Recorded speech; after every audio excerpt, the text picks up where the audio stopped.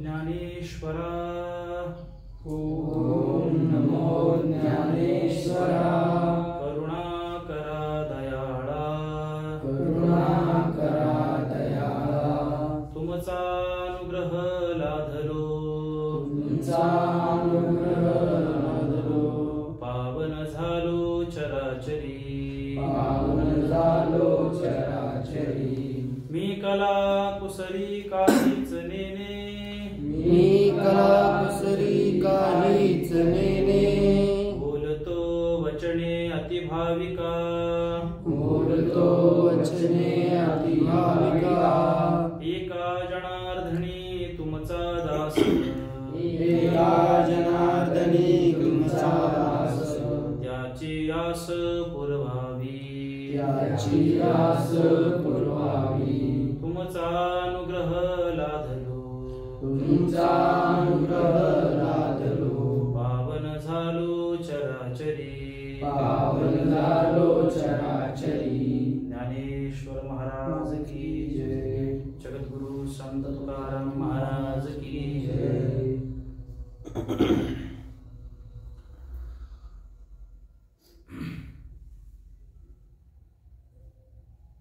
आजच्या सत्राला आपण प्रारंभ करूया. मागच्या सत्रापर्यंत आपण गीतेमधल्या दुसऱ्या अध्यायातील 15व्या श्लोकापर्यंत चिंतन आपण पाहिलं आहे. मागच्या सत्रात आपण पाहिलं होतं की येन व्यथयन्ते ते पुरुषं पुरुषर्षभ समदुःख सुखं धीरं सो अमृत तत्वाय कल्पते. ज्ञानेश्वर महाराजांच्या दोनच ओळी होत्या त्या श्लोकावरती. हे विषय जया ते नाकलिती तया सुखदुःखे दोन्ही न पवती आणि गर्भवासू संगती नाही तया तो नित्य रूप पार्था ओळखावा सर्वथा जो या इंद्रियार्था नागवीची. असे तसं चिंतन आपण पाहिलं होतं की जो विषयांच्या बंधनात अडकत नाही. आता विषयांच्या बंधनात अडकत नाही म्हणजे विषयाच्या बंधनात अडकते कोण? इंद्रिय. आणि इंद्रिय जीवात्म्याची फरफट करतात म्हणजे आपल्या आत्मस्वरूपाची फरफट करतात. म्हणजे जो विषयामध्ये अडकत नाही त्याला सुख दुःख प्राप्त होत नाही. त्याला सुख दुःख नाही म्हणजे त्याच्या अंतःकरणात वासना नाहीये. वासना नाहीये म्हणजे त्याला पुन्हा जन्म नाहीये. जन्म नाही म्हणजे मरण नाहीये. असा तो जीवनमुक्त अवस्थेत जातो. परंतु कोण? की जो विषयांमध्ये अडकत नाही. आता विषयांमध्ये अडकतात कोण? इंद्रिय. म्हणजे याचा अर्थ काय होतो की ज्याची इंद्रिये त्याच्या ताब्यात आहेत तो विषयांमध्ये अडकत नाही. आता हे बोलायला नाही ऐकायला फार सोपं आहे. आपण मागच्या सत्रात फार सखोल चिंतन त्याचं पाहिजे. तर त्याचा म्हणजे घोषवारा किंवा पूर्वपीठिका अशी होती की जो विषयाच्या वासनात्मक बंधनात सापडत नाही त्याला सुख दुःख दोन्ही होत नाहीत. त्यामुळे त्याला पुनर्जन्म चुकतात. म्हणून गर्भवास आणि गती घडत नाही. गती म्हणजे काय? स्पीड नाही. गती म्हणजे त्याची पुढची सायकल, चक्र एक प्रकारे. एका जन्मातून दुसऱ्या जन्मात, दुसऱ्या जन्मातून तिसऱ्या जन्मात त्याची सायकल आहे. ते घडत नाही. जो या इंद्रियांच्या भोगाविषयीच्या जाळ्यात सापडत नाही तो पार्था पूर्णपणे ब्रह्मरूप झाला असे जाणार. असं सखोल चिंतन आपण पाहिजे होतं. कोण कोण होतं माझ्या सत्रात? ना 1 2 3 तू होता नव्हता? तू गुरुवारी मागच्या तुम्ही पण होते. आता तुम्हाला ते सर्च करण्याकरता युट्यूबला जाऊन मागचं सत्र ऐकायला लागेल. शक्यतो किमान या प्रवाहात खाडा करू नका. लिंक तुटली की ती कडी जोडायला फार कठीण जाईल आपल्याला. हे काय आपण आता पाठ करून येतो आणि तुमच्या सोबत बोलतोय असे नाहीये. हे आपल्या सगळ्याच्या आत्मिक इच्छेनं जे वलय तयार होतं त्या वलयातून हा विचार प्रवाह तयार होतो. प्रवाह कळतो ना? पाण्याचा फ्लो काय असा ठराविक ठरलेला असतो का पाण्याचा? कधी चढ उतार होईल किंवा एकाच लाईन चालेल असं काही फ्लो ठरलेला आहे का? तो जसं वातावरण तयार होईल, जसा पाऊस पडेल, जशी भूमिका तयार होईल, वारा येईल, काय होईल त्यानुसार ते पाणी काय होतं? तयार होतं. त्याला काही ठरलेलं असं काही कृत्रिम बंधारा नाही येतो.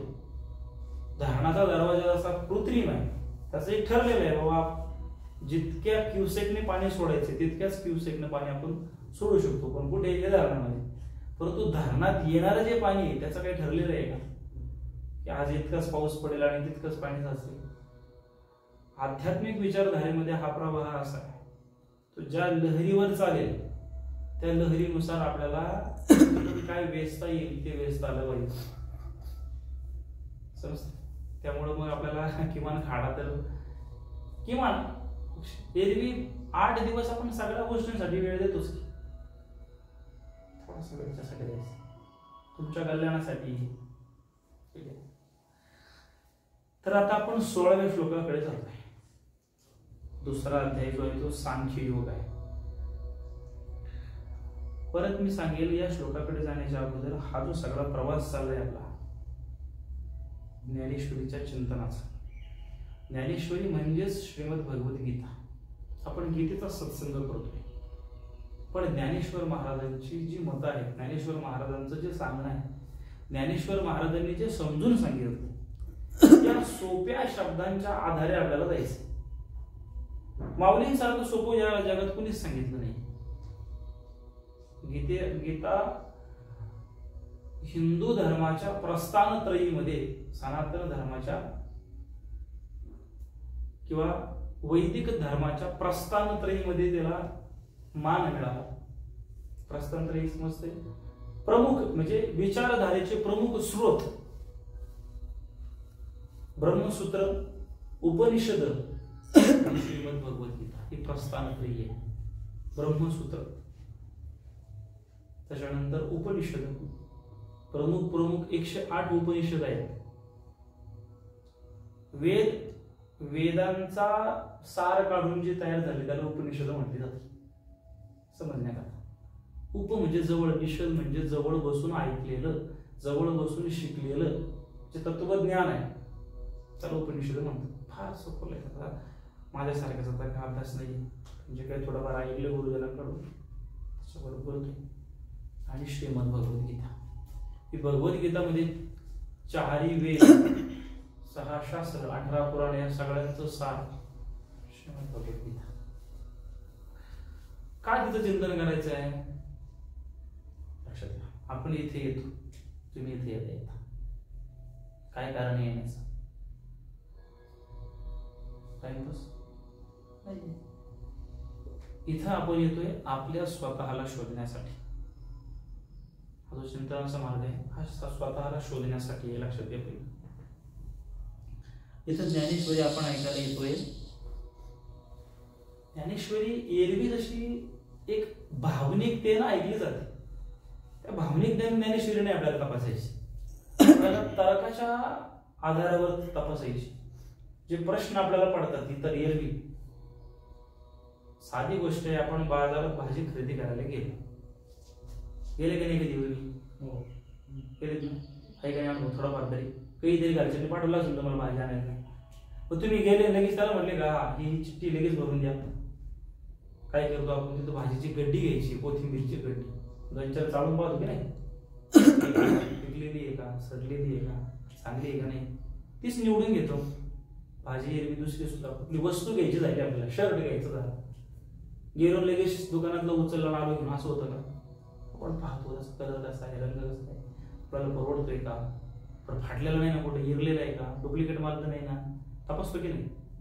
पण साधं लॉजिक व्यवहारामध्ये जर आपण इतकी बुद्धी वापरतो, व्यवहारातली गोष्ट खरेदी करण्याकरता आपली बुद्धी वापरतो, जेव्हा आम्ही आमचं जीवन ज्या विचारानं चालणार आहे ते विचार कधी तपासून घेणार? समजते? ते विचार माझ्या बुद्धीच्या कसोटीवर मला पडतात का, पण ते माझ्या कल्याणाचे आहेत का, खरंच शाश्वत कल्याणाचे आहेत का, उगीच आपला कालापव्य आहे, वेळ वाया जातोय, असं काही आहे? या दृष्टिकोनातून हे वाङ्मय आपल्याला हाताळावं लागेल. आज सांगा ज्ञानेश्वरीचं काय झालं दुर्भाग्य. जाणीवपूर्वक बोलतो शब्द, इतका महान ग्रंथ आहे, पण त्याला आपण केवळ पाठांतराचा विषय ठेवला आणि समाजासमोर सांगण्याचा विषय ठेवला. त्यामुळे नवीन पिढीला ते रुचत नाही. ज्ञानेश्वरी केवळ एक धार्मिक बाब नाहीये, गीता केवळ धार्मिक धार्मिक विषय नाहीये, हा आध्यात्मिक विषय आहे. धार्मिक आणि आध्यात्मिक मध्ये थोडं अंतर आहे. धार्मिकतेमध्ये थोड्या परंपरा रूढी येतात, पण आध्यात्मिकतेमध्ये माणूस पूर्ण स्वतंत्र आहे. आध्यात्मिकतेमध्ये कोणावर बंधन नाहीये. तुम्ही तुमच्या बुद्धीच्या, तुमच्या अंतःकरण शुद्धीच्या कसोटीवर, चित्ताच्या संस्काराच्या कसोटीवर त्या गोष्टीला तुम्ही प्राप्त करू शकता. आपण सगळ्याच रसमेसळ केली शब्दांची, त्याच्यामुळे गडबड झाली. आध्यात्मिकतेमध्ये आपण शोध घ्यायचा आहे. धार्मिकतेमध्ये काही परंपरा आहेत की त्यांच्या सहाय्यानं आपण आपल्या शोधासाठी जायचं. गणपती बाप्पाचं मग उदाहरण, ती एक धार्मिक बाब आहे. त्याच बरोबरीने त्या धार्मिकतेकडून आध्यात्मिकतेकडे जायचंय म्हणण्यापेक्षा यायचंय असं म्हणावं लागेल. कारण आध्यात्मिकता फार बाहेर कुठे नाहीये. आत्मिक हा शब्द आला त्याच्यामध्ये. आध्यात्मिक, आत्मिक म्हणजे आतमध्ये, आद्य प्रारंभ, centre point, point of view, केंद्रबिंदू ज्याला म्हटलं जातं. त्या केंद्रबिंदूकडे आपली प्रवृत्ती, आपला दृष्टिकोन, फोकस तिकडे वळण्याकरता या सगळ्या बाह्य प्रक्रिया आहेत. गणपतीची पूजा केली आपण 6 दिवस. काय केलं? मस्त डीजे लावला, गणपतीची गाणी लावली, बाकी हिंदी गाणी पण लावली, केली. आपण म्हणजे आपण सगळीकडे पाहतोच, आपण पण त्याच्यामध्ये आहोतच, पण आपल्याला ते माहित नसल्यामुळे आपण ते केले. आपल्याला जर कदाचित ते माहिती असतं तर आपण ते केलं नसतं. गणपतीची पूजा म्हणजे बाजारातून एक मूर्ती आणायची, ती फक्त घरी ठेवून बाबा एक सोंग करून आपण इव्हेंट साजरा करायचा असा गणपती सण नाहीये. ते एक व्रत आहे. व्रत म्हणजे नियमाधिष्ठित. व्रत म्हटले की त्याच्यामध्ये नियम आहे. तसं पूर्वापार परंपरा बघा. तुमचा एक भ्रम निराश करता येईल. थोडासा एक छोटासा प्रश्न विचारतो, त्याचं उत्तर कोण हात वर करा, मी त्याला सांगेल त्याने उत्तर. गणपती उत्सव कोणी सुरू केला?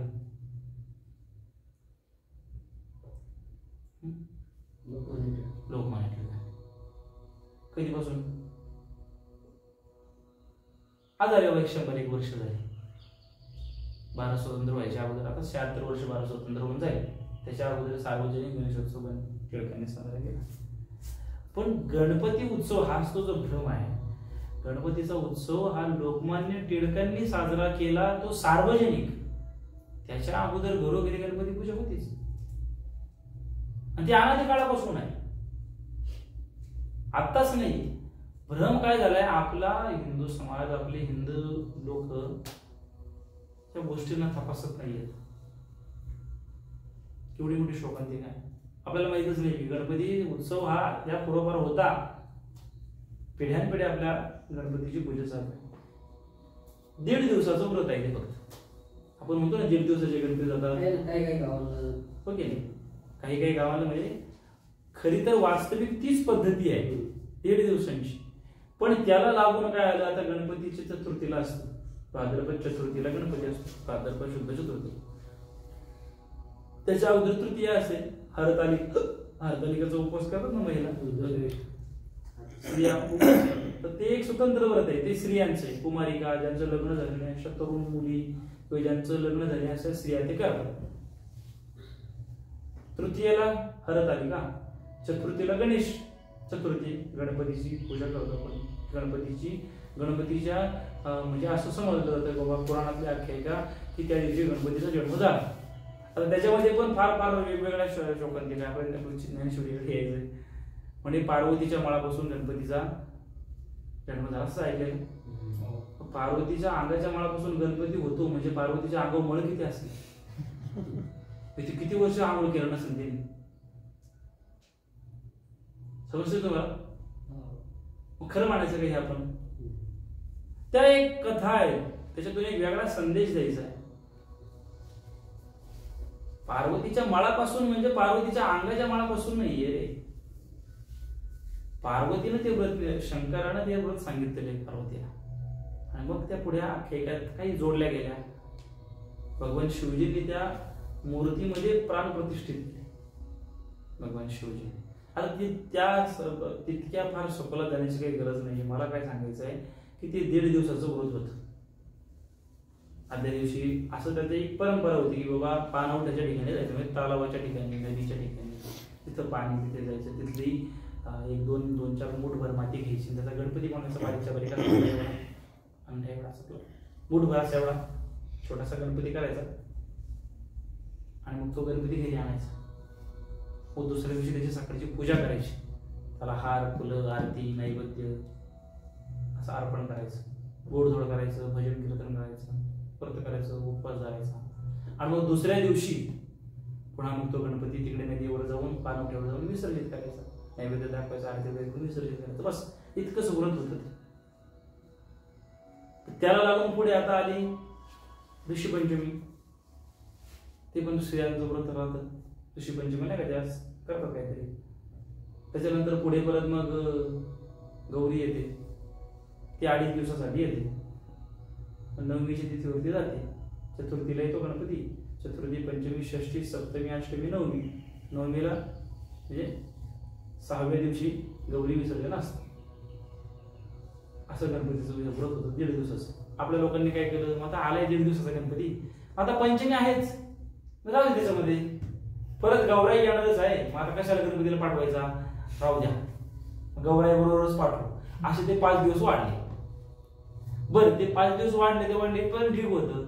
शहरांमध्ये जेव्हा स्वातंत्र्याच्या जेव्हा चळवळी चालू झाल्या तेव्हा लोकमान्य हा विचार केला, लोकमान्य समाजाला एकत्र करायचं, राष्ट्राच्या हिताचे विचार सांगायचे, समाज एकत्र आला पाहिजे. कशा रीतीने, म्हणजे स्थानांचा उपयोग करा. मग गणपतीला जो चतुर्थीला चालू झाला तो अनंत चतुर्दशी पर्यंत, म्हणजे पुढचे 10 दिवस, चतुर्थीचे चतुर्दशी 10 दिवस होतात, 10-11 दिवस होतात, तिथपर्यंत त्याला वाढवला. तसा अनंत चतुर्दशीचा गणपतीचा काही संबंध नाही, गौरीचा आणि गणपतीचा काही संबंध नाही, ऋषी पंचमीचा गणपतीचा काही संबंध नाही, हरतालिकेचा गणपतीचा काही संबंध नाही. ही स्वतंत्र वेगवेगळी व्रत आहेत. समजतं तुम्हाला? पण आपल्याला काय झालंय, पूर्वी गरिबी होती, सगळ्यांचीच गरिबी असायची, कुठेतरी मोजक्या माणसांकडे काही श्रीमंती, काय गणपती सण साजरा करणार, रानातली फुलं वगैरे जी मिळायची ती घेऊन गणपतीला व्हायची. गवऱ्याची फुलं या सीझनला येतात, तीच वाढायची. सुनकीची फुलं येतात, कोरडूची फुलं येतात, वेगवेगळ्या प्रकारच्या भाज्या रानामध्ये येतात. मग त्या व्रतांच्या आधारे त्याच भाज्या वगैरे स्त्रिया वगैरे खातात. जी पानं फुले तीच, कशाची मखर, कशाचं काय, गणपती पाटावर बसवला, आपलं छोटस मखर केलं. मखर म्हणजे काय, पानं फुलं लावून असं गणपती उत्सव पूर्वी पुराण काळापासून करत जायचं. त्यात आपण सगळे सामान्य वर्गात, शेतकरी कुटुंबातले सगळे. नंतरच्या काळामध्ये आता हल्ली काय झाले, श्रीमंती वाढली लोकांची, पैसा आला मग त्याचं प्रदर्शन आलं. आठवते तुम्हाला, कळते तुम्हाला की काय म्हणतो, पैसा आला की प्रदर्शन आलं. मग त्या गणपती उत्सवामध्ये 5-5, 10-10, 50-50 हजार रुपये खर्च करत लोक. आणि त्याला इव्हेंटचं स्वरूप दिलं, त्याच्यामध्ये कुठली धार्मिकता ठेवली नाही. ती धार्मिकता, ती आध्यात्मिकता आपण जपली पाहिजे.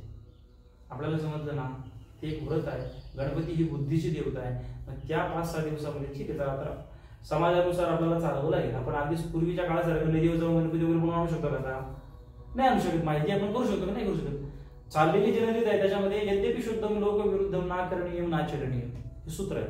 जरी योग्य आहे, खरं आहे, परंतु चालू वर्तमान काळामध्ये जर रुचणार नसेल तर माणसानं करू नये. मग त्या समाजाबरोबर चालावं. पण त्यातल्या त्यात एक बाब आपण घेऊ शकतो की आता मला समजलंय गणपतीचं, मी काय करायला पाहिजे, किंवा माझ्या बाबतीत तरी, किंवा माझ्या कुटुंबाच्या बाबतीत, किंवा जी माझ्या विचारांची माणसं आहेत त्यांच्या बाबतीत त्यांना सांगून, त्यांना त्यांच्यापर्यंत निरोप पोहोचवून, किंवा त्यांच्यापर्यंत माहिती पोहोचवून, किंवा मला समजली तरी मी बुद्धीची उपासना केली पाहिजे. गणेशाच्या रूपाने मी बुद्धीची उपासना केली पाहिजे, बौद्धिक काही कार्य केलं पाहिजे. अशा रीतीने गणपती सण साजरा करायला पाहिजे. चंगळवाद जो आहे आपल्या सणांमध्ये आलेला तो आपण टाळला पाहिजे. कारण आपली हानी, आपली संस्कृती जी आहे ती इतकी विज्ञानवादी आहे, दूर दृष्टिकोनातून आहे, फार पवित्र आणि वेगळ्या उंचीवरचे विचार आपल्या सणांमधून आपल्याला मिळतात, पण आपण ते अभ्यासत नाही. आपल्याला असं वाटतं फक्त मिरवणूक काढली की जाई गणपतीची घ्या, पूजा. रामनवमीला फार मोठी भव्य शोभायात्रा काढली की झाली रामनवमी. पण रामाचा आचार कधी आपण अभ्यासलाय? रामरायाचे जे विचार होते ते कधी अभ्यासले का आपण? जोपर्यंत आपण रामरायाच्या विचारानुसार जगत नाही तोपर्यंत आपली रामनवमी साजरीच होणार नाही. कृष्ण जन्माष्टमीला हे 10 ताराच्या दहीहंडी लावली का फार मोठा गोपाळकाला झाला दहीहंडी झाली.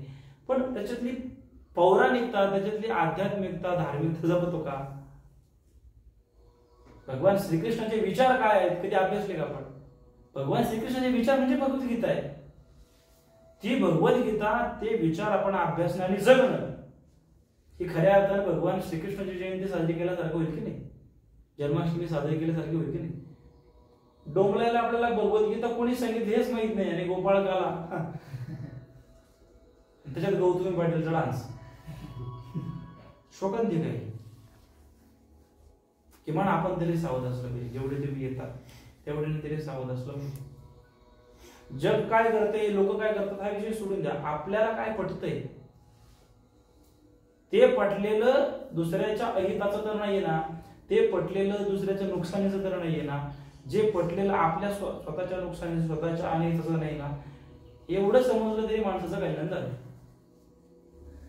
समजतं तुम्हाला? त्यामुळं जे जे सण आपण साजरे करू आपण ते शोधण्याचा प्रयत्न केला पाहिजे की हे का साजरे करतोय आपण, याच्या मागे कारण काय, आपण काय करतोय याच्यापेक्षा कशासाठी करतोय हे फार महत्वाचं.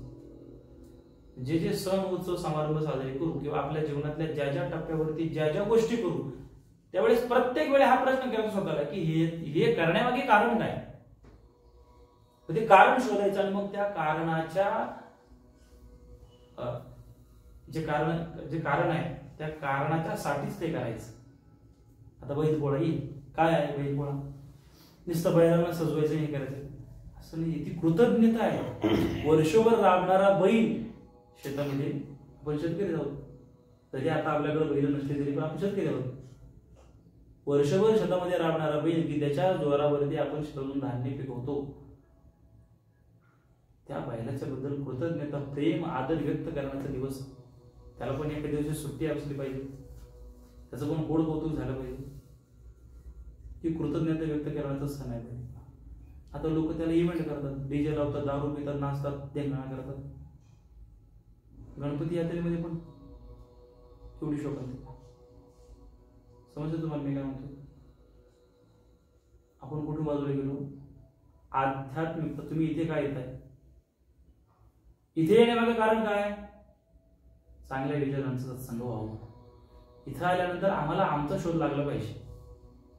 आपल्या जीवनाचा अखंड प्रवास माणूस एका शोधासाठी करतोय. प्रत्येक माणूस, हजारो करोडो वर्ष झाली असतील, माणूस एकाच गोष्टी मागे चाललाय, धावतोय. ते म्हणजे त्याचं स्वतःचं स्वरूप. आपल्याला ओळख झाली, आपल्याला ओळख झाली की आपला शोध थांबला. फार डीप मध्ये बोलतोय मी, काही दिवस सगळं बरोबरच्यावर बोलत होतो पण आता तुमचं कान तयार झालाय. आपला प्रवास हा आपल्या शोधासाठी आहे. आपला शोध म्हणजेच देवाचा शोध, आपला शोध म्हणजेच भगवंताचा शोध, आणि आपल्याला भेट म्हणजेच देवाची आपल्याला भेट. देव असा कुठे बाहेर नाहीये. याचा अर्थ असाही नाहीये की तो बाहेर नाहीच. या वाक्याचा अर्थ असा आहे की देव बाहेर नाही, तो आतमध्ये आहे. एकदा आतमध्ये प्रकट झाला की तो बाहेर जमिनीकडेच प्रकट होतो. समजते ना? सेल असतं सेल. लाईटच उदाहरण घ्या, दिसते का ती लाईट? दिसते. पण तिला जर ते कनेक्ट केलं, बल्ब, ट्यूब, दुसरं कुठले यंत्र असतं की जो प्रकाशित करतो, असा शब्द बोलायला लागेल त्याला, तेव्हा लाईटचा अनुभव आपल्याला येतो. दिसते का? तसंच आपल्या आतमध्ये जी जीवन ऊर्जा आहे ती एकदा अनुभूतीला आली ना की मग सर्वत्र तिचा प्रकाश जाणवतो. आणि तो प्रकाश जाणण्यासाठी आपण ज्ञानेश्वरीचा आश्रयाला जातो. एक स्टेप आहे, एक टप्पा आहे. थोडं जड जाईल ऐकायला, पण ऐकत चला. समजलं कुठल्या मुद्द्यावर बोलत होतो आपण? की आपण ज्ञानेश्वरीचा सत्संग का करतोय? तर आपल्या स्वतःच्या शोधासाठी. बऱ्याच वेळा म्हटलं आपण कोण आहोत, आहे ओळख आपल्याला? आपल्याला माहित नाही आपण कोण आहोत. आपण या शरीराला फक्त मी माझं म्हणून बसलो. हे बरोबरचं बोलणं नाही बरं, फार खोलात बोलतोय मी. आपण फक्त इतक्या जाणण्यानं जगतोय की हे शरीर म्हणजे मी, आणि या शरीराच्या संबंधानं जे जे आहे त्याच्यासाठी आपण जीवन जगतोय. पण ती केवळ एक माया आहे, तो भ्रम आहे, तो मोह आहे. त्याला खऱ्या अर्थानं शाश्वततेची प्राप्ती करून घ्यायची, त्याला ज्ञानेश्वरी खोलात जाऊन वाचगलंय. चला पण आपल्या आजच्या सत्राकडे येऊया.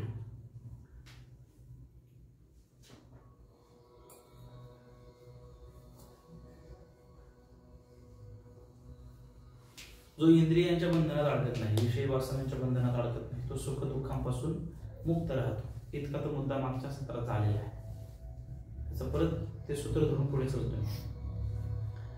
आपल्याला जे सुख दुःख होतं ते सुख दुःख होण्यामागे कारण काय? जे सुख होतं किंवा जे दुःख होतं त्याला आपण कारण कुणाला मानतो? समोरच्या गोष्टीला. याच्यामुळे हे झालंय. मला दुःख होते कोणामुळे? या व्यक्तीमुळे. मला सुख होते कोणामुळे? या व्यक्तीमुळे, या वस्तूमुळे, या घटनेमुळे, या परिस्थितीमुळे, असंच म्हणतो की नाही. पण ज्ञानेश्वरी गीता त्याच्या उलट सांगते. या जगात कुठल्याच व्यक्ती, वस्तू, घटना, परिस्थितीत अशी ताकद नाही की जी तुम्हाला सुख दुःख देऊ शकते. सुख आणि दुःख हे केवळ आपल्यावर अवलंबून आहे, दुसऱ्यावर नाही. रस्त्याने चालताना एखाद्याने शिवी दिली, काय गाढव माणूस आहे तो. गाढव म्हटल्यानंतर आपण गाढव होतो? आपण गाढव आहोत का? त्यानं म्हटल्यानंतर आपण गाढव ठरत नाही. पण त्यानं जर असं म्हटल्यानंतर काय गाढव माणूस आहे, आणि त्यावेळेला आपण की आपले हात मागे घेतले, मला गाढव म्हणतो, बघतोस तू याकडे, आता तुम्ही गाढव झाले. त्यानं गाढव म्हणल्यानंतर तुम्ही स्वतःला मानून घेतलं की मी गाढव आहे. आपण जर स्वतःला मानूनच नाही घेतलं तर आपण ठरतो का गाढव? तसंच प्रत्येक गोष्टीचं आहे. आपली जी अटॅचमेंट आहे आपल्या देहा संबंधाने किंवा त्या बाकीच्या सगळ्या वातावरणाच्या गोष्टींच्या संबंधाने, ती अटॅचमेंट ती आपल्याला दुःखाला कारणीभूत. सुख दुःख ही अशी गोष्ट जगात नाहीये. खरं तर हे बोलायला सोपं आहे, अनुभवाच्या गोष्टीवर फार कठीण आहे. त्या गुलाबजामचं किती वेळा उदाहरण पाहिलं आपण काय म्हटलं की सुख किंवा दुःख आपण दुसऱ्या गोष्टीवर अवलंबून ठेवतो की नाही. हा आपला सार्वत्रिक अनुभव आहे. गुलाबजाम कसा लागतो? म्हणजे सुखकारक लागतो की नाही. वा, जीवेला कसं वाटतं, काय चव आहे त्याची. तोच गुलाबजाम जर डायबिटीज वाल्या माणसाला दिला तो काय म्हणाल, नाव नाव काढू दे, विषय माझ्यासाठी होय का नाही. मग गुलाबजाम मध्ये खरं सुख आहे का? जर त्याच्यामध्ये सुख असतं त्याला पण सुख भेटायला पाहिजे होतं. गादीवर झोपणं सुखकारक आहे, पण ज्याला पाठीचा, हाडांचा, मानक्याचा त्रास आहे तो काय म्हणतो, नको बाबा आपलं घुंगडीवर झोपलेलं बरं. मग सुख त्या गादीमध्ये आहे का? मग सुख कोण आहे? मग घुंगडी सुख आहे ते खाली झोपणाऱ्या माणसाला. ते प्रत्येकाला सुखकारक आहे का खाली झोपणं? सुख नेमकं आहे कुठे? आपल्यामध्ये, आपल्या स्वतःच्या वृत्तीमध्ये, आपल्या मानण्या न मानण्यावरती आहे. आपल्या ऍक्सेप्टन्स असं समजूया, आपल्या स्वीकारण्यावर नाकारण्यावर ते अवलंबून आहे. जेव्हा आपली बुद्धी तयार होते, बुद्धी तयार होणं म्हणजे काय, हा सारासार विचार करण्याची जी क्षमता आहे ती तयार होते, तेव्हा त्या सुख दुःखाच्या पलीकडे जाते. आपण आता इतके भ्रमित आहोत की एखाद्याने आपल्याला नाव ठेवलं गेलं की म्हणतोय काय मी असं आहे का. दुसऱ्याने आपल्याला वाईट म्हटल्यानंतर आपण स्वतःला लगेच वाईट म्हणून घेतो. दुसऱ्याने चांगलं म्हणल्यानंतर वा मी चांगलं, मग आपण किती डांबरट असा ना. आपल्याला आपलं माहिती असं आपण काय आहे. लक्षात दे, दुसऱ्यानं चांगले किंवा वाईट म्हटल्यानंतर आपण चांगलं वाईट ठरतो का? नाही ठरत. आपण चांगले किंवा वाईट आहोत हे कोणाला माहितीये? आपल्याला माहितीये, जगाला माहित नाहीये. पण आपण असे चॅप्टर आहोत की आपण ते चांगलं वाईट पण हे लोकांच्या मानण्या न मानण्यावर ठेवलंय. अडचण इथे आहे, लोकांनी मला चांगलं म्हणावं म्हणून खरडून चालला आयुष्यभर. पण लोक किती जणांच्या प्रतिक्रियेला तुम्ही प्रतिसाद देणार आहात?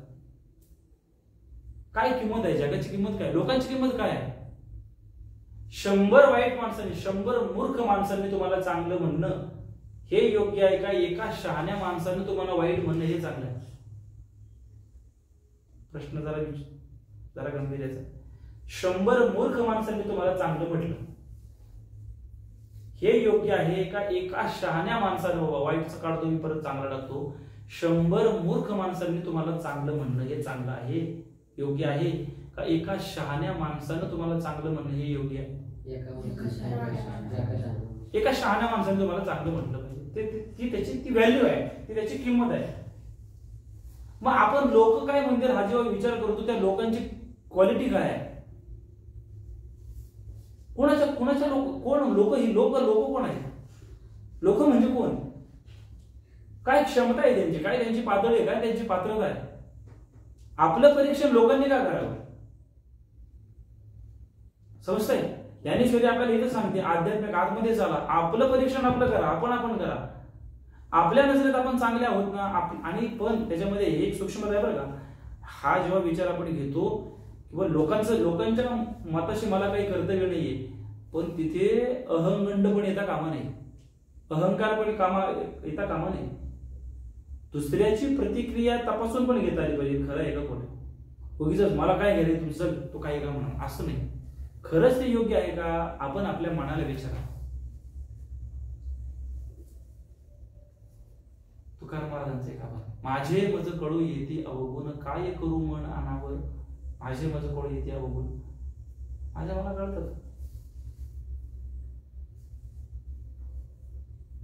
या मागच्या सूत्राला पकडून आपण जेव्हा चालतो की इंद्रियांच्या पलीकडे जायचं आहे, तेव्हा हाच विचार इथे लागून येतो की दुसऱ्यांच्या प्रतिक्रियेनं तुम्ही सुखदुःखी किंवा चांगले वाईट ठरत नाही.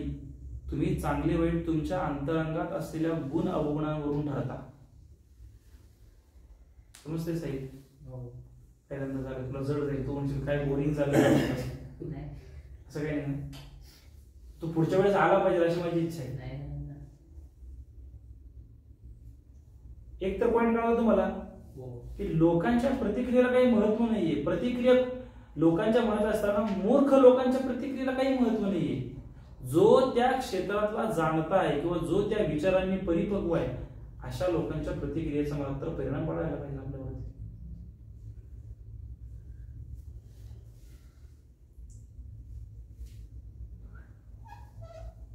एखादा 10वीच्या वर्गात आहे, 10वीमध्ये अभ्यास करतोय आणि त्याची चाचणी परीक्षा झाली, 6 महिने परीक्षा झाली, दुसरी पुढची एखादी परीक्षा झाली आणि 4थी 5वीची मुलं आली आणि वा वा वा वा कसला हुशार आहे तो दादा, किती मार्क त्याला पडले, बापरे किती अभ्यास करतो, असं तसं. 5वी 6वीची 200 पट, या 2-3 तुकड्या, त्या 2-3 तुकड्या, अशा 200-300 मुलांनी शाळेत कौतुक केलं. फार हुशार 10वीचा विद्यार्थी. त्याच वेळेस एक 12वीची परीक्षा देऊन आलेला एक पोरगा आहे, त्याने बघितलं की इतकी सगळी लोक, इतकी मुलं त्याचे कौतुक करतात, बघितलं पाहिजे याचा कसं काय अभ्यास चालला, काय आला. त्याने मग त्याला 2-4 प्रश्न विचारले, त्याचे जरा आढावा घेतला आणि तो म्हटला, अरे काय येडा आहे का,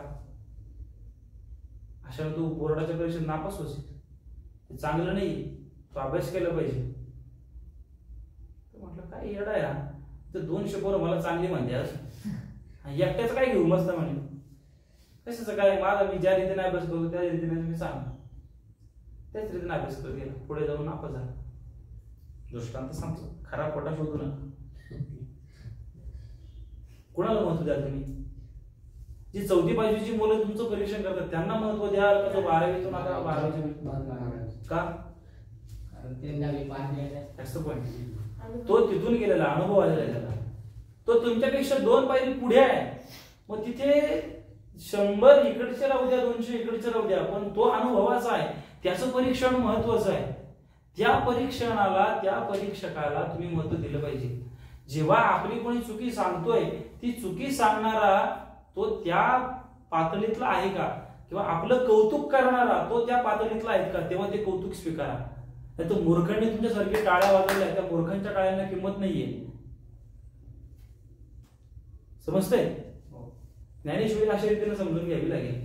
आता जी सुख दुःखापासून आपण बाजूला गेलो, सुख दुःख आपण दुसऱ्यावर डिपेंड ठेवलं ना, घात इथे होतो तो दुसऱ्यावर होऊ नये. आपल्या बुद्धीनं आपण विचार करा आणि ती बुद्धी परिपक्व होण्याकरता योग्य माणसांचा संघ पण असला पाहिजे, योग्य विचारांचा संघ असला पाहिजे आणि त्याच्याकरता योग्य अध्ययन असलं पाहिजे. समजतंय? असं म्हटलं जातं बा, टोपलीमध्ये 50 आंबे आणि एक आंबा खिळका असेल तर ती टोपल्या की काय होते, खराब होते का?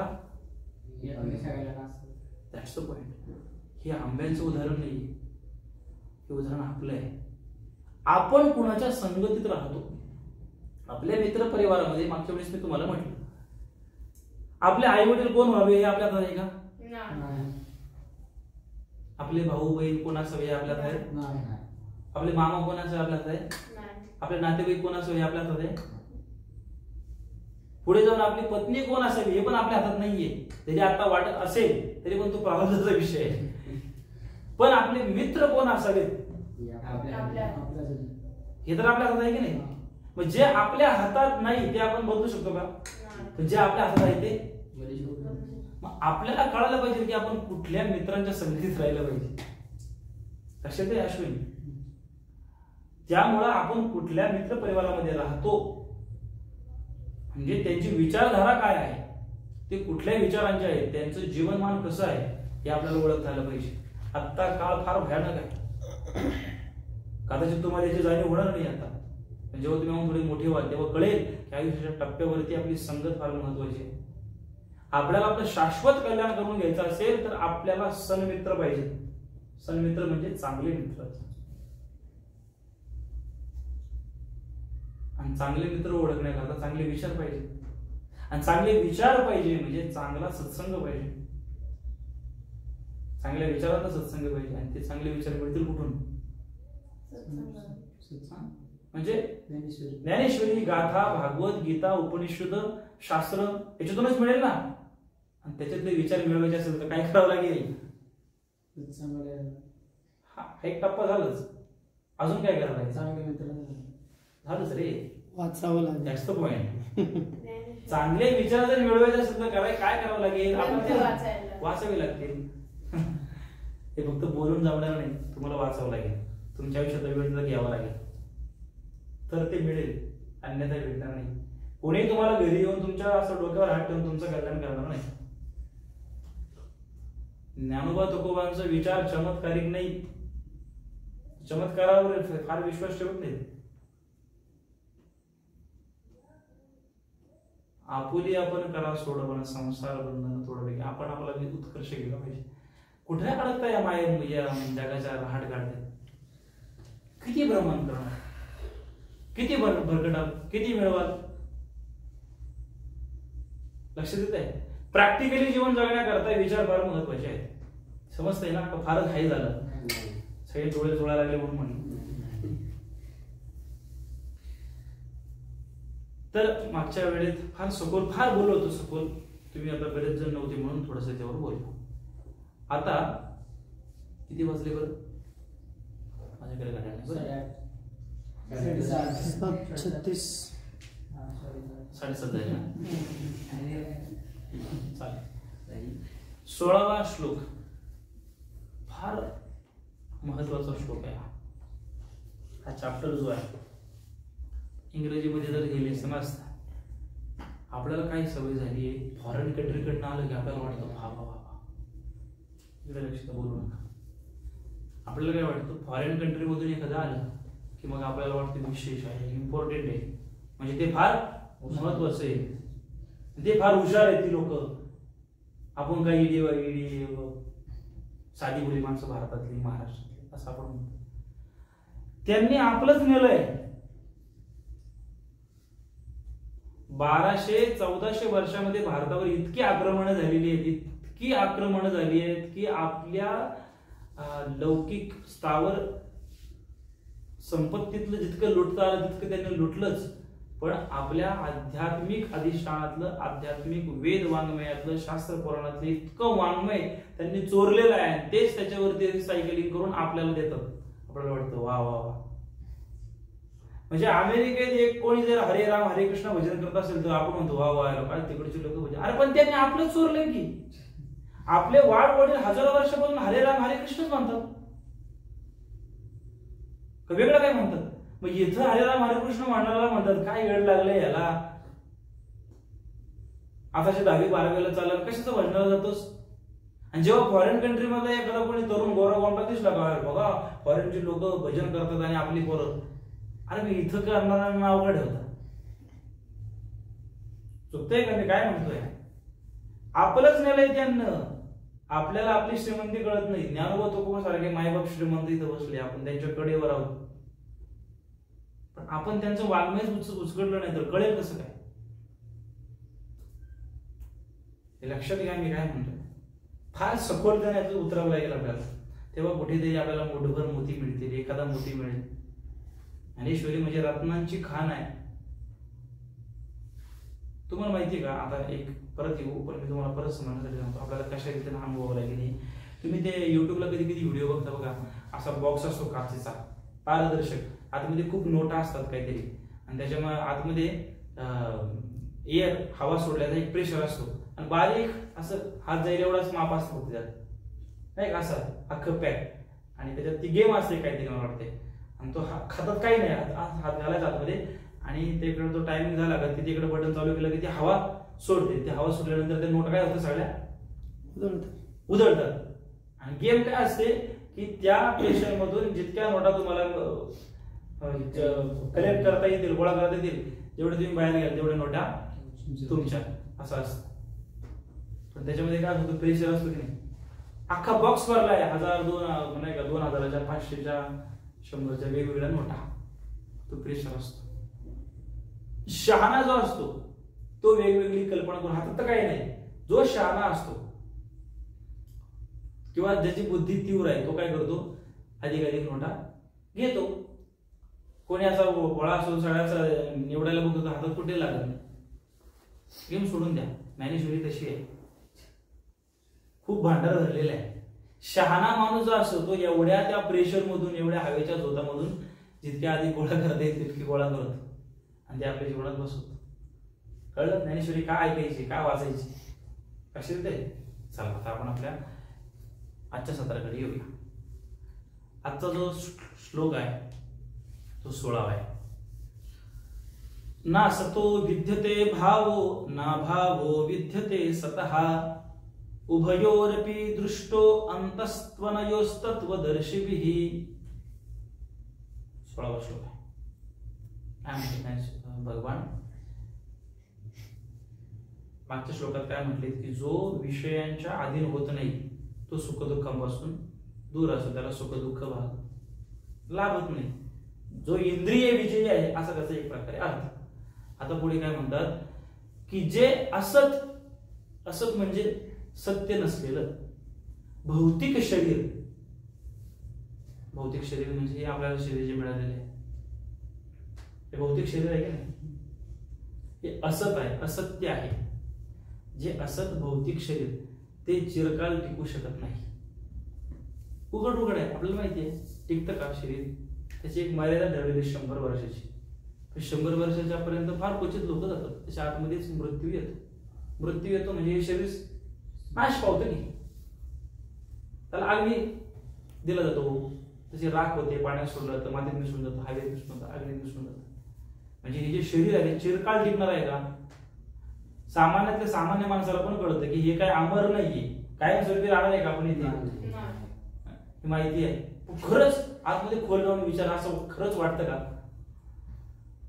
आपण स्वतःला असं वाटतं की अपवाद आहोत आपण, बाकी सगळंच आहे पण मी राहील, मी असेल, हे आपलं शाश्वत स्वरूप आहे. जाऊया तिकडे नंतर पाहू आपण काय म्हणतात. नासतो विद्यते भाव ना भाव विद्यते स्वतः. जे असत भौतिक शरीर ते चिरकाल टिकू शकत नाही. आणि जे सत, सत म्हणजे काय, सत्य म्हणजे कोण, तो जीवात्मा आहे. शरीर हे वर दिसतंय स्थूल शरीर, त्याच्या आतमध्ये बसलेला जो जीवात्मा आहे तो सत्य आहे, तो कधीही बदलत नाही. मागच्या वेळेस बऱ्याच वेळा बघितलं होतं आपण, लहानपणी जो मी होता तो बदललाय का आता? तोच आहे, फक्त शरीर बदललंय. उतार वयामध्ये शरीर अजून काय होईल, म्हातारं होईल, पण जो मी आहे स्वतःला म्हणणार तो बदलेल का? तो तोच राहील. काय म्हणतात, जे असत भौतिक शरीर ते चिरकाळ टिकू शकत नाही आणि जे सत जीवात्मा ते कधीही बदलत नाही. या दोन्हींच्या स्वरूपाचा अभ्यास करून तत्ववेत्यांनी असा निष्कर्ष काढलेला आहे. काय निष्कर्ष काढलाय तो पुढच्या श्लोकात आहे. पण आता इतकं तर लक्षात येत आहे की जे शरीर आहे ते कायमस्वरूपी टिकणार नाही आणि जो आत्मा आहे तो कायमस्वरूपी टिकणारा आहे, तो बदलतच नाही. त्याच्या संबंधाने ज्ञानेश्वर महाराज काय म्हणतात बघा. कंटाळा आला तुम्हाला? पाणी प्यायचं कोणाला?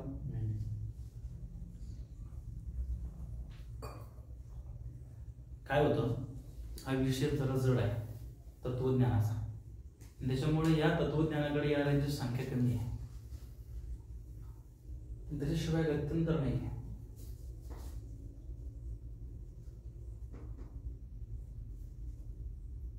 दूध असतं, दुधावर एक साई येते, तशी उपमा इथे वगैरे म्हणणार नाही. तशी पाण्यावरती शेवाळ येतं, शेवाळ. ती शेवाळ कधी कधी कधी जलपर्णी येते, ती इतकी जाड थर असतो कधी कधी की त्याच्यावर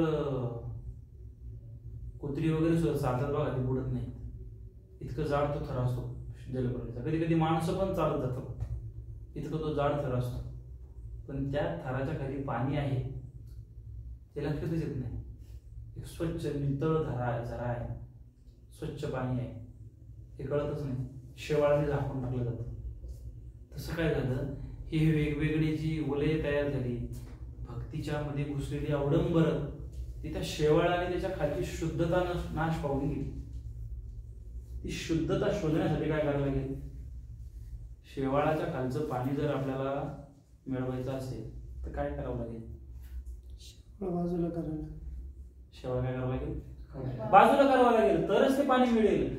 तसं अज्ञानाची जी जळमट आहे, जे शेवाळ साचलेलं आहे भौतिकतेच्या, आपण एकमेकांच्या तुलनेने जे जीवन जगतो त्याचे थर साचलेला आहे मूर्खपणाचा, अज्ञानाचा, तो बाजूला सारला पाहिजे. मग त्याच्या आतमध्ये एक शुद्ध चैतन्य स्वरूप आपला स्वरूप आहे. भजन, सेवा, नामसंकीर्तन, कीर्तन, ध्यान, उपासना, पूजा अर्चा, हे सगळी साधनं जी आहेत ते शेवाळ बाजूला करण्याकरता आहे. त्यांचा उपयोग तितकाच आहे, त्याच्यात पण अडकून नाही राहायचं, त्याच्या पलीकडे गेलं पाहिजे. थोडं समजायला जड जाईल पण सवय लावून घ्या. ज्ञानेश्वर महाराज काय म्हणतात बघा. ज्ञानेश्वर महाराज सांगायला लागले की मग जरा सोपं पडत. आता अर्जुना अनेक काही एक सांगेन मी ऐक, जे विचारे परलोक ओळखिती. अर्जुनाला भ्रम झालेला आहे. भ्रमातून तर ज्ञानेश्वराची उत्पत्ती झाली, भ्रमातून तर गीतेची उत्पत्ती झाली, त्याला वेगवेगळ्या टप्पा सांगेल सुरुवात केली. आता परत मागे जात नाही. अर्जुना मी तुला अजून एक गोष्ट सांगतो, ऐक. ते वस्तू स्वरूप तत्वज्ञानी समबुद्धी संत आपल्या उपार्जनेने आत्मसंज्ञात करतात. जे मी तुला सांगणार आहे ना ते आपल्या उपार्जनेनं म्हणजे स्वतःच्या अनुभवानं त्या तत्वज्ञानी आणि समबुद्धी संत यांनी ते ओळखलेलं जे आहे ते तुला सांगतो. कोणी ओळखलंय? जे समत्वाला प्राप्त झालेले आहेत, बोधाला प्राप्त झालेले आहेत, किंवा ज्यांना भगवंत मिळाला असं सोप्या भाषेत समजू. एक दुसऱ्या अंगाने आपल्याला व्याख्या पाहता येईल की भगवंताची प्राप्ती होणं म्हणजे काय होणं माहितीये? आपण समत्व बोधाला प्राप्त होणं. समत्व कळतं? समत्व शब्द काय अर्थ आहे? समान. समविषम नाही, समविषम संख्या, 2च्या पट्टीतल्या सगळ्या समसंख्या, 3च्या पट्टीतल्या सगळ्या विषम संख्या. ठीक आहे ना? काय म्हणतात इंग्लिश मध्ये त्याला? काय म्हणतात? इक्वल आणि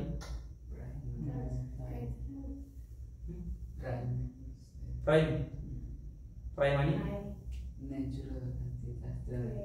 प्राईम आणि नॅचरल वर जे असेल इवन हा इवन इवन नंबर म्हणजे काय म्हणजे 3 विषम संख्या.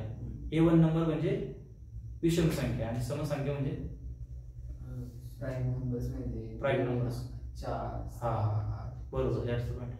प्राईम आणि इवन समविषम जोड्या लावला काय समत्व बुद्धीला प्राप्त झालेली जे महात्म्य आहेत.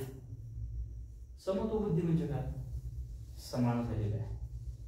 सुख आलं तरी तो समान आहे, दुःख आले तरी तो नाव ठेवली कुणीतरी तो समान आहे. कुणी त्याचा गळ्यात घालून हार जरी घातला तरी समान आहे. ते मॅचचं उदाहरण बघितलं होतं आपण. मॅच जिंकली तरी समान आहे. मॅच जिंकल्यानंतर ती वेळ हार नाही घालत आणि मॅच हारल्यानंतर बुक्कीत फोडीत पण नाही. अशा बोधाला जो प्राप्त झालाय त्याला काय म्हणतात समत्व बुद्धी. मला सांगा ही जर बुद्धी आपली तयार झाली, आपण जर समत्व बोधाला प्राप्त झालो तर वेगळा जीवन मिळवण्याची काय कुठली गोष्ट राहील. आपली बुद्धी समत्वाला प्राप्त होणं तेच भगवत प्राप्तीचं लक्षण. काय रे मागच्या वेळेस शेकडा दरवाजा उघड आहे बाहेर फेक कोण घाबरत का पुश करा व्हिडिओ पोस्ट करा. ते मार्गातून जो ज्या भगवंताचं रूप प्राकट्य केलं ज्ञान मार्गातून त्या भगवत स्वरूपाचं म्हणजे जो सगुणातला आहे तो सर्वत्र आहे, सर्वत्र विराजमान आहे या बोधावर आणून घेतो ज्ञान मार्ग. 4 प्रकारच्या मुक्ती सांगितल्या शास्त्राने. सलोकता, समीपता, सायुज्यता आणि स्वरूपता. देवाची द्वारी तिने मुक्तीच्या म्हणतो की नाही पाठामध्ये. माणसाला मुक्तीची कामना आहे, मोक्षाची कामना आहे. म्हणजे नाही का मुक्ती मिळवावी असं प्रत्येकाला वाटतं. मुक्ती म्हणजे काय अगदी ग्रामीण भाषेत बोलायचं झालं तरी एखाद्या बंधनातून आपल्याला मोकळं व्हावं. नको मला हे बंधन आता त्याला काय म्हटलं जातं मुक्ती म्हटली जाते. तसं या संसार बंधनातून संसारानं आपल्याला बंधनात ठेवलेलं नाहीये. आपण बंधनात आहोत. दुसऱ्याने आपल्याला बांधून ठेवलेलं नाहीये. आपण बांधलेलं आपण स्वतःला बांधून घेतलं. त्या माकडाचं उदाहरण दिलं जातं. माकड पकडण्यासाठी काय केलं जातं माहिती. माकडाला पकडत असला ना शिकारी काय करतो एक चिंचोड्या तोंडाचं मडकं घेतो. मडकं असतं किंवा एक भांडा असतं त्याच्यात फक्त हात जायला असं मगाशी नाही काय सांगितलं त्या नोटांचं ते तसंच हात इतका हात जाईल एवढंच असा हात जाईल असंच इतकंच माप असतं एवढं मनगट आहे एवढं. म्हणजे बायकांच्या बांगडी असते तेवढ्या मापाचं एक त्याला तोंड असताना आतमध्ये मडकं असतं त्याच्यामध्ये काय लागतो चणे टाकतो. चणे माकडाला चणे आवडतात फार. ती माकडं बघत असतात की हातात चणे टाकतोय ते मडकं तिथे ठेवतो ते भांडं तिथे ठेवतो तो बाजूला जाऊन थांबतो. झाडावर माकड उतरतो त्याचे हात घालतो दुसऱ्या मडक्यात दुसरा हात घालतो किंवा एका मडक्यात जरी घातला एक हात आणि त्यात मग चणे असतात असे मूठ भरतो. मूठ भरल्यानंतर मग हात कसा होतो असा आकडे. आता त्याचा आकार केवढा आहे त्या भांड्याचा बांगडी एवढा. आता एखाद्या महिलेनं जर बांगडी घातली मूठ घालून तिला काढायची म्हणून निघेल का अडकून राहायचं नाही. यानं ते मूठ चणे पकडले आणि तो काढायला बघतो. काढायला मडक्यामध्ये हात अडकला तो सुटू शकतो की नाही.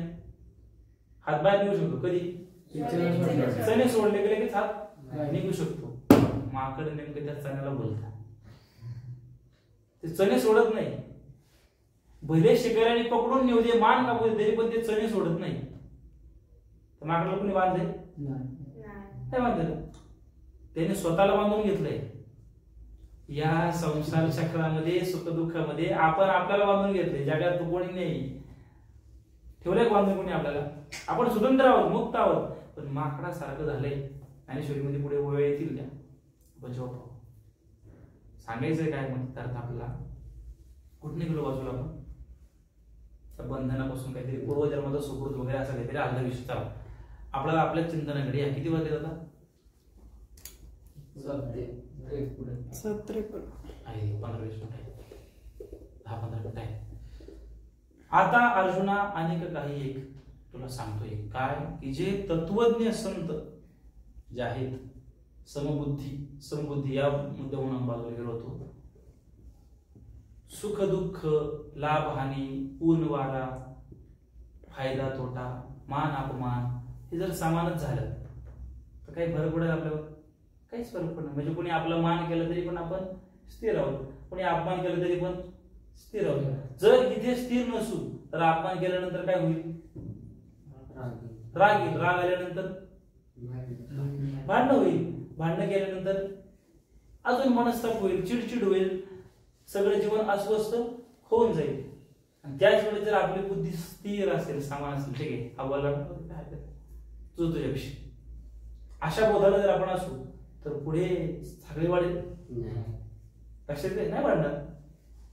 किंवा कुणी मान दिला आपल्याला, आपण त्याला पात्र नसू, म्हणजे आपल्याला माहिती आहे आपली काही पात्रता आहे, आणि तरी पण आपलं कौतुक केलं आणि मग आपण हुरळून गेलो, उड्या मारून गावभर सांगत सुटलो, स्टेटसला ठेवलं, हा अमुक पुरस्कार मिळाला, पण आपण त्याच्याकरता पात्रच नाहीये. काय होईल? फसगत होईल पुढे. खरोखर एखाद्या परीक्षेच्या वेळी आपल्याला उभं केलं की बाबा हा अमुक हा चांगला विद्यार्थी आहे, आणि अचानक काय ते पर्यवेक्षक आले, इन्स्पेक्टर आले, इन्स्पेक्शन वाले आले आणि म्हणले म्हणा रुद्र म्हण बरं अमुक पाडा. काय होईल? फजिती होईल. त्याच वेळेस मान जरी आला तरी त्याला पचवून घ्यायचं. बाबा ठीक आहे, एक छोट्याशा गोष्टीने मला मान केला म्हणून हुरळून घ्यायला करतो, स्थिर राहिलं पाहिजे. अशा बुद्धीवर जे पोचलेले आहेत त्या विद्वान किंवा त्या तत्वज्ञ संतांनी एक निष्कर्ष काढलेला आहे, तो मी तुला सांगतो, असं ज्ञानेश्वर महाराज म्हणतात. समजलं काय म्हणतात? आता अर्जुना अनेक काही एक सांगेन मी ऐक, जे विचारे परलोक ओळखिती. कोण ओळखतात? की जे तत्वज्ञ आहेत, समबुद्धीवर पोहोचलेले आहेत. याच्यातून एक विचार आपल्याला असं येतो की आपण ऐकलं पण कोणाचं पाहिजे? माझ्याविषयी झाला उगीच महाराजांनी सांगितलं म्हणून ऐकलं जाते का? त्याची पण पात्रता पाहिजे, ज्यांचं आपण ऐकणार आहोत. शिक्षकाला डोंबल्याला येत नाही, विद्यार्थ्यांना काही. तुम्ही ते व्हिडिओ बघितले का? तो स्वतःला सेन्सिटिव्ह मुद्दा आहे. पात्रता विहीन शिक्षक असल्यामुळे काय होतं ते मी एक व्हिडिओ पाहिली होती कुठेतरी फेसबुकला. नेचर आणि फ्युचर ची स्पेलिंग. नेचरची स्पेलिंग काय होते? NATURE, बरोबर ना? NATURE हे नेचरची स्पेलिंग आहे. आणि फ्युचरची FUTURE. ते शिक्षक विद्यार्थ्यांना शिकवत होते NATURE. कसे विद्यार्थी बसले होते आणि इन्स्पेक्टर आले, शिक्षकांची परीक्षा घ्या, तिने म्हणाले NATURE आणि विद्यार्थ्यांना सांगत होती NATURE नटू रे, FUTURE फुटू रे. काय घ्यायला असं? लक्षात येतंय की ज्या गोष्टी आपण ऐकणार आहोत, ज्या गोष्टी आपण घेणार आहोत, ती व्यक्ती किंवा ती गोष्ट ज्या पात्रतेची आहे का, त्या लोकांचंच ऐकलं पाहिजे आपण. खालच्या स्तरातल्या लोकांचं ऐकून आम्हाला बुद्धिभेद होतो. याच्यातून ज्ञानेश्वर हा संदेश मिळतो आपल्याला की भगवान म्हणतायत, भगवान ज्ञानेश्वर मानतात, ज्ञानेश्वर महाराज सांगतात की अर्जुना मी सांगेन ऐक, जे विचारे परलोक ओळखिती. विचारी लोक, त्यांचं ऐकलं पाहिजे आपण. ही शोकांतिका आहे वारकरी पंथामध्ये सध्या. समाजासमोर आम्ही जात असताना आम्हाला त्या गोष्टीचा अनुभव आहे का, या गोष्टीचा विचार करायला कोण तयार नाही. आज मला फक्त बोलता येते म्हणून मी समाजासमोर जाणार आणि लगेच 2 शब्द काहीतरी बोलणार, पण त्यानं समाजाचा किती बुद्धिभेद होतोय हे सांगणाऱ्याला कळत नाहीये. सांगणाऱ्यानं काहीतरी अनुभवाच्या पातळीपर्यंत जाणं गरजेचं आहे. जे अनुभवाला येईल तेच बोललं पाहिजे. इकडे लक्ष द्या. ही शोकांतिका आहे. म्हणून बुद्धिभेद होतो यांचा, सामान्य माणसाचा. हे वेगवेगळे संप्रदाय पंथ उदय राहिल्याचं कारण काय? आपलं अज्ञान, हे लक्षात घ्या, आपलं अज्ञान हे दुसऱ्या हुशार माणसाचं भांडवल आहे. तुम्ही अज्ञानी राहिले की तुम्ही फसले जाणार. तुम्ही जर हुशार राहिले तुम्ही फसाल का? तर नटुरे फुटुरे सारखं होईल ना. लक्षात येते. विचारी परलोक ओळखिती, जे विचारवंत आहेत त्यांनी जे ओळखलेलं आहे ना ते मी तुला सांगतो. म्हणजे ही पुष्टी आहे ज्ञानेश्वर महाराजांनी दिली. काय सांगितलं? या उपाधी माझी गुप्त, चैतन्य असे सर्वगत, ते तत्वज्ञ संत ओळखिती किंवा ते तत्वज्ञ संत स्वीकारिती. जे विचारी लोक आहेत, समबुद्धी स्तरावरती गेलेले आहेत, त्यांचं सांगा. तिथून बंद झाली का? लावते बस. 10 मिनिटं थांबू आपण. ही एक गोळी बघू, मग पुढच्या गोळ्या पुढच्या सत्रामध्ये बघू. नाहीतर पुढच्या वेळेस साई यायचाच नाही. बंधनात टाकून घेऊन येणार. ही फार महत्वाची गोळी आहे. या उपाधी माझी गुप्त. ज्ञानेश्वरी खरं सांगू कुणी वाजले? 1 2 नाही. झालं ते प्रत्येक वेळेला तुमचं वाक्य आहे. या हप्त्यात बंद झालं, बंद चालू आहे सध्या. तुमचा काय प्रॉब्लेम बघा. थोडासा एक 10 मिनिटं अनुज ज्ञानेश्वरी नाही भेटला ना? सार्थ ज्ञानेश्वरी नाही तुझ्याकडे. ज्ञानेश्वरी आणा. जेवढ्या वाटल्या ज्ञानेश्वरी आपण काही आणल्या होत्या, ते रक्कम पण नसते तशी. वाचलं पाहिजे. मी जे बोलतोय तुमच्या समोर हे त्याच्याकडूनच तर आलेलं आहे. ते समजून घेण्याकरता आपण काय समजून घेतोय ते तर वाचलं पाहिजे की नको? खरंच आहे का नाही? महाराज मंच बोलतात ते. या उपाधी माझी गुप्त, चैतन्य असे सर्वगत, ते तत्वज्ञ संत स्वीकारिती. काय म्हणतात ही ओळी बघा. ज्ञानेश्वर महाराज म्हणतात, जे तत्वज्ञ समबुद्धी स्तरावर गेलेले जे विद्वत लोक आहेत, जे अनुभवाच्या पातळीवरती गेलेले आहेत, त्यांनी असं शोधलंय काय की या उपाधी माझी गुप्त. उपाधी म्हणजे काय? पदवी, डिग्री. बाहेरून असते की ना डिग्री कोणतरी दुसरं देतो. तसं या उपाधी माझी गुप्त. या ही शरीराची उपाधी आहे. म्हणजे शरीर म्हणजेच मी आहे, ही जी आपण स्वतःला घेतलेली उपाधी आहे. ऐका, या देहादी प्रपंचामध्ये सर्व व्यापक चैतन्य साऱ्या भूतमात्राच्या आत बाहेर ओतप्रोत भरलेले असूनही सामान्य दृष्टीला ते गुप्तच आहे. तत्व जाणणारे संत ते ओळखून त्याचे ग्रहण करतात. समजलं का विचार? खाली मानाला घर थांबायचं. जर डोक्यावर जात असेल तर आजच्या सत्राला थांबू, पुढच्या सत्राला आपण पाहूया. पण हे समजलं पाहिजे. सामान्य बुद्धीची लोक जे आहेत, म्हणजे तुम्ही आम्ही, आपण काय म्हणतो, आपल्याला जे दिसतंय तेच खरं मानतो की नाही? हे शरीर म्हणजेच कोण आहे? मी आहे. तुम्हाला जर विचारलं तुम्ही कोण आहात, हे काय मी तर वस्तू आहे, हे की नाही? मी असं आपण स्वतः. या उपाधी माझी गुप्त, पण याच्या आतमध्ये गुप्त स्वरूपात आहे चैतन्य असे सर्वगत. ते चैतन्य सगळीकडे आहे, आपल्या आतमध्ये पण आहे आणि सगळीकडे आहे. म्हणजे आपला जो मी फक्त या शरीरापुरता आहे, तो मी केवळ एवढा नसून तो मी सगळीकडे आहे. म्हणजे तू पण मीच आहे, मी पण तूच आहे. आपल्याला भेद नाहीये असं ज्ञानेश्वर महाराज सांगतात.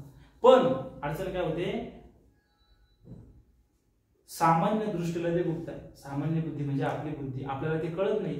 आपल्याला वाटतं काहीतरी वेगळंच चाललंय, याच्यावर कसं काय विश्वास ठेवायचा? पण हे जे सांगतात ते सांगणारे कोण आहेत? ते तत्वज्ञ संत स्वीकारिती, की ज्यांनी स्वतःच्या अनुभवाला ते घेतलेलं आहे, स्वतःच्या अनुभवाला ते आलेलं आहे, त्यांना ते त्यांची ओळख झालेली आहे. पहा तुम्ही हे कशा रीतीने समजून घेता येईल? नामदेव महाराजांच्या चरित्रात एक कथा येते. नामदेव महाराज नैवेद्य घेऊन चालले, भाकर चपाती घेऊन चालले होते, तेवढ्यात एक कुत्रा आला आणि त्याने ते कुत्र्याने ती चपाती पळवली आणि नामदेव महाराज त्याच्या मागे पळायला लागले. अरे थांब थांब थांब थांब, कुत्र्याच्या मागे पळायला कशा करता मारायला? ते म्हणले अरे त्या कोरड्या चपातीने तुझं पोट दुखेल, त्याच्यावर थोडं तूप घे म्हणजे पोट दुखणार नाही. ते चरित्र फार सुंदर आहे, समजलं तुम्हाला? तर त्या ठिकाणी ते कुत्र नव्हतं, ते कोण होतं? भगवंत होते. ते प्रकट झाले म्हणे नामा आता म्हणे तू माझा भक्त शोधतोस, कारण त्याच्या अगोदर त्यांना गुरुपदेश झाला नव्हता. आवड्या नागनाथाला पाठवलं त्यांना विसोबासाठीला गुरु बनवायला. त्याची पण कथा फार सुंदर आहे. त्या भक्ती कथेतून आपल्याला काय निवडता येतं की भगवंत हा सर्वत्र आहे. भगवंत म्हणजे आपला आत्मस्वरूप. नामदेव रायांनी स्वतःमध्ये आणि देवामध्ये भेद पाहिला का? नाही पाहिला. तो आपल्याला काय दिसत नाही कुत्र्यात देव. आपण जाऊ कुत्र्याच्या मागे, कुत्र्याने जर आपलं भाकर हातात पडून गेलो आपण काय करू? दगडीने त्याला मागू. संतांमध्ये आणि आपल्यामध्ये हा फरक आहे. ते तत्वज्ञ संत स्वीकारिती, त्यांना सर्वत्र सगळ्या जीवजंतीमध्ये देव दिसतो, आपल्याला दिसत नाही. का? आपण फक्त या शरीराला मी मानून बसलोय आणि ते जे संत आहेत ते सर्वत्र भगवंत मानतात. विष्णुमय जग वैष्णवांचा धर्म, वेदा वेद ब्रह्मानंद. समजतंय? ओवी काय सांगते? या उपाधी माझी गुप्त चैतन्य असे सर्वगत. या शरीराच्या आतमध्ये असलेलं जे चैतन्य आहे ते फक्त आपल्या हृदयापर्यंत नाहीये, हे लक्षात घ्या. हे फक्त आपण एक पाठ्यक्रमातला अभ्यास तपासतोय किंवा अभ्यासतोय असं नाहीये. ही जीवनाची फिलॉसॉफी आहे. आपलं स्वरूप केवळ शरीर नाहीये, आपलं स्वरूप सर्वत्र व्याप्त असलेलं आहे. हे संत टाहो करून सांगतात, पण आपल्याला ते समजत नाही. का? सामान्य बुद्धीच असतं. आपला सत्संग थांबू. पण या ओवीचा एक ही जी घुसमट होती आपल्याला समजण्याकरता, त्याच्याकरता एक मागच्या वेळेस उदाहरण दिलं. एका झाडावर एक माणूस बसलेला आहे. कुठे बसलाय? झाडा. आणि एक झाडाच्या खाली बसलेला आहे. ते झाड कुठं आहे? एका उंच टेकडीवरती आहे. आणि त्या झाडावरनं बसलेल्या माणसानं खालच्या बसलेल्या माणसाला सांगितलं अरे ती काय म्हणे बैलगाडी आहे खाली. खालच्या झाडाखाली बसलेल्या माणसाला दिसत होती का? त्याने त्याच्यावर विश्वास ठेवला का? तो म्हणला मला दिसतच नाही, कशी काय येईल? अरे पण हे काय मला दिसते. जेव्हा ती त्याच्या नजरेच्या कक्षात टप्प्यात आली तेव्हा तुम्हाला हा अरे खरंच की आली. पण उताराकडे चालली. उताराकडे जाताना तो झाडाखाली बसलेला आहे. ती गाडी खाली गेल्यानंतर याच्या दृष्टीस पडली की आता गाडी खाली गेली. हा खालचा झाडाखालचा माणूस काय म्हणतो, अहो ती काय गाडी गेली खाली, निघून गेली. तो म्हणतो कुठे गेली, काय मला दिसते अजून आहे. खरं बोलतोय कोण? खाली बसलेला. दोघं खरं बोलतात पण दृष्टिकोन वेगळा आहे. दोघं खरंच बोलतात, पण तो झाडावर बसलेला जो आहे तो त्याच्यापेक्षा एक 5-10 फूट वर उंचावर आहे. उंचावर असल्यामुळे त्याला खूप खालचं पण दिसतंय, इकडे पण खालचं खूप दिसतंय. म्हणजे भूतकाळात पण खूप दूरवरचं दिसतंय आणि भविष्य काळात पण खूप दूरवरचं त्याला दिसतंय. कोणाच्या तुलनेनं? जो झाडाच्या खाली बसलेला आहे त्याच्या तुलनेनं. आता जेव्हा ज्ञानेश्वर महाराज आपल्याला सांगतात की या उपाधी माझी गुप्त चैतन्य असे सर्वगत ते तत्वज्ञ संत स्वीकारिते. या शरीरामध्ये एक चैतन्य आत्मा आहे, तो सर्वत्र व्याप्त आहे. चराचरामध्ये अशी जागा नाहीये की तिथे भगवंत नाही. आत्मा म्हणजेच भगवंत आहे, अशी जागा नाहीये. पण आपल्याला अनुभवास काय येत नाही, कारण आपण झाडाच्या खाली बसलो. त्यांना अनुभव आला का? कारण त्या झाडाच्या आपल्याला काय करायला लागेल ते जर बघायचं असेल तर आपल्याला झाडावर चढावं लागेल की नाही. आता झाडावर चढायचं म्हणजे नेमकं काय करायचं, ही अनुभूती घ्यायची आहे. ही अनुभूती येईल कशानं? अभ्यासानं येईल. ही अनुभूती येईल कशानं? नामस्मरणानं येईल. ही अनुभूती येईल कशानं? ध्यानानं येईल. ही अनुभूती चिंतनानं येईल. याच्याकरता हे स्टेज आहे. काय आहे बघ, जर आपल्याला तो अनुभव घ्यायचा आहे, आपल्याला खरंच देव जर मिळवायचा आहे तर त्याच्याकरता सतत नामस्मरण पाहिजे. काय सोपं कलियुगातलं साधन. वेगवेगळी अनुष्ठानं नाही करू शकत. ध्यान धारणा कठीण आहे. नामस्मरण पहिली गोष्ट सतत असलं पाहिजे. तुम्ही सांगितले विचार टप्पे, प्रार्थना, प्रयत्न, प्रतीक्षा आणि शाबास. सगळ्यांना टाळ्या त्यासाठी या टप्प्यातून जावं लागेल आपल्याला जर आपल्याला भगवंताची प्राप्ती करून घ्यायची आहे. जर आपल्याला भगवंताची म्हणजेच आत्मशांतीची म्हणजेच आपल्या आत्मस्वरूपाची प्राप्ती करून घ्यायची असेल तर 4 स्तरातून जावं लागेल. पहिला टप्पा आहे प्रार्थना, दुसरा टप्पा आहे प्रयत्न, तिसरा टप्पा आहे प्रतीक्षा आणि चौथा टप्पा प्रसाद. प्रार्थनेमध्ये म्हणजे काय आहे, त्याच्यामध्ये सदोदित नामस्मरण आहे, सतत मुखाला नाम भगवंताचं. प्रार्थनेमध्ये काय आहे, सद्ग्रंथांचं श्रवण आहे. प्रार्थनेमध्ये काय आहे, व्रत वैकल्य आहे की जे आपल्याला शुद्ध बनवतात.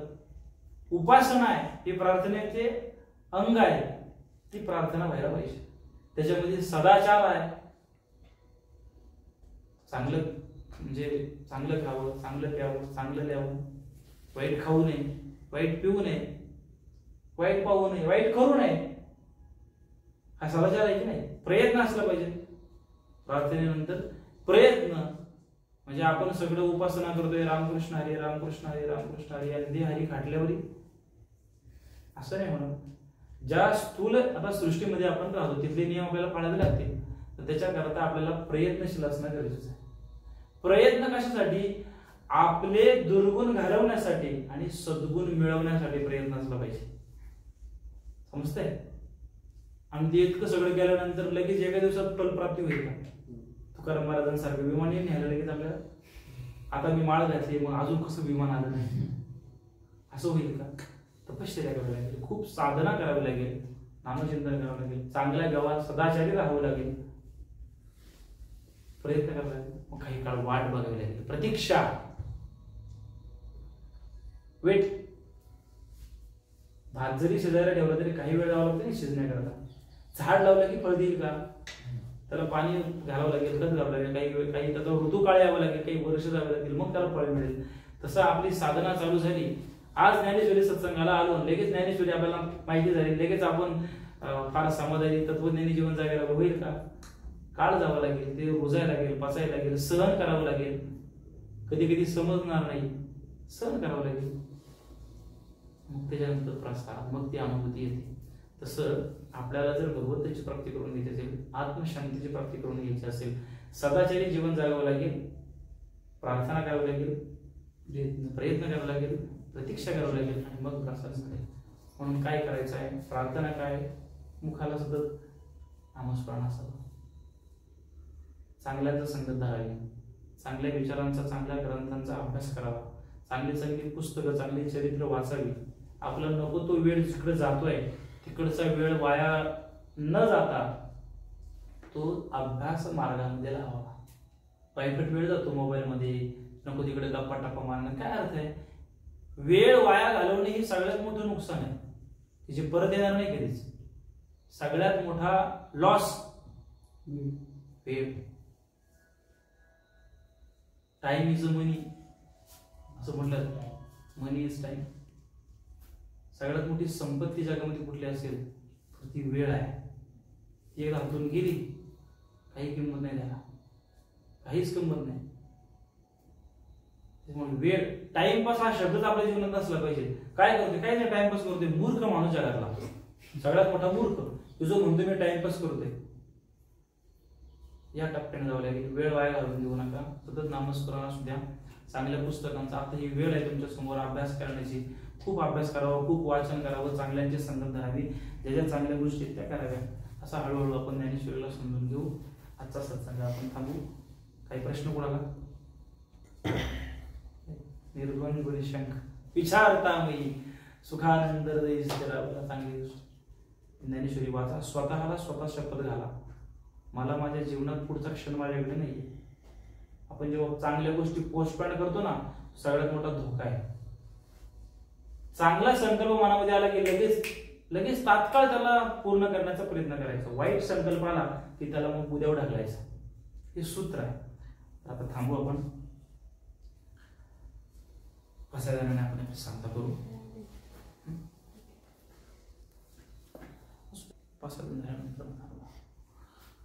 ताट बसा.